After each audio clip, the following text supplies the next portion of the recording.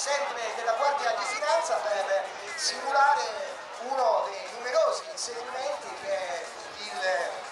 gruppo aereo della Guardia di Finanza effettua sul mare. Quindi immaginiamo l'intercettazione in mare con l'elicottero che insegue un barchino di contrabbandieri o peggio ancora una barca di trafficanti di esseri umani. Vedete la schiuma bianca del mare a indicare davvero la velocità di questa unità navale con uno scafo di tipo planante, lunghezza più o meno come quella dell'elicottero, circa 15 metri e 85 metri di larghezza, e pensate a una velocità di oltre 53 nodi, 292 miglia di autonomia per poter raggiungere rapidamente tutti i luoghi dove l'unità navale della Guardia di Finanza garantiscono quei compiti massimo che vengono proprio definiti della polizia del mare. Infatti il comparto aeronavale del corpo della Guardia di Finanza, con la loro inconfondibile livrea giallo-verde, hanno l'esclusività nel garantire la sicurezza e l'ordine pubblico sul mare.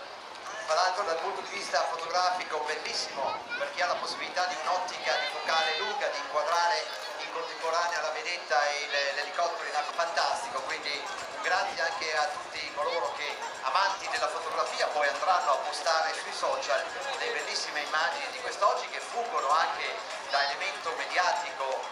di promozione del territorio, perché uno dei compiti di queste manifestazioni è anche quella di produrre comunicazione, e col tempo vediamo una bellissima manovra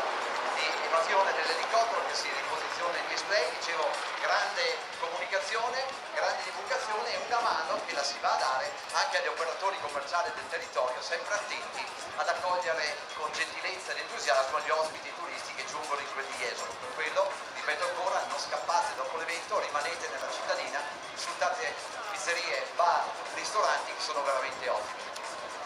L'elicottero della Guardia di Finanza, questo MH169,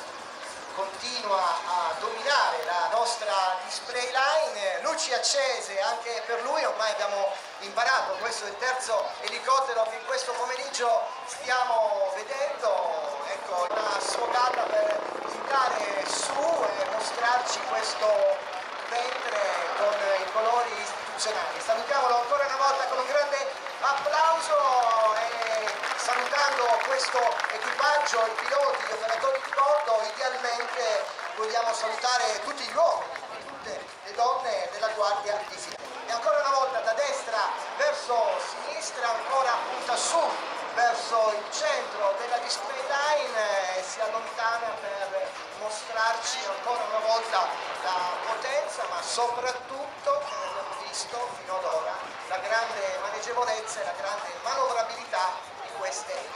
macchine che, ricordiamo, sono davvero un orgoglio della nostra azienda italiana. Anche questo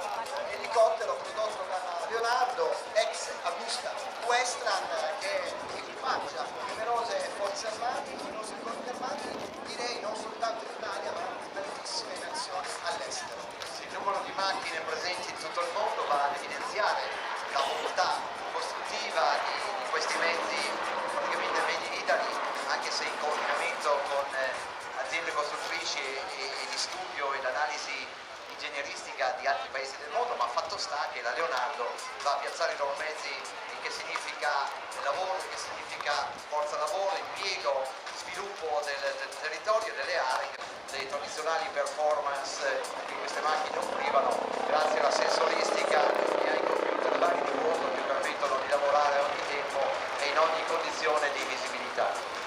Un elicottero dalla grandissima capacità di carico, pensate, può trasportare fino a 12 persone, incluso l'equipaggio, e può essere riconfigurato con 2 barelle proprio per i compiti di ricerca e soccorso. Per queste operazioni, sia a mare che in montagna, per la salvaguardia della incolumità e della vita umana, in caso di calamità naturali, è dotato anche di galleggianti e sciature di salvataggio per la geolocalizzazione dei cellulari, e può essere dotato di un vericello di soccorso per il recupero delle zone interne di persone ferite.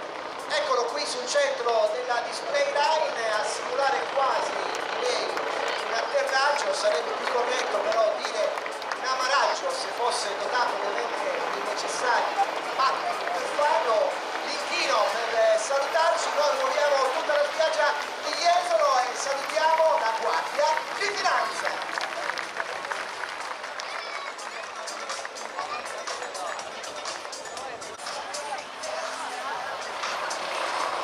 E vengo con il giallo verde della Guardia di Finanza a dimostrarci, a confermarci la grande perizia amministrativa, non soltanto dei piloti, due piloti in questo momento ai comandi, ma anche di tutta la squadra a bordo, gli operatori di sistema, l'operatore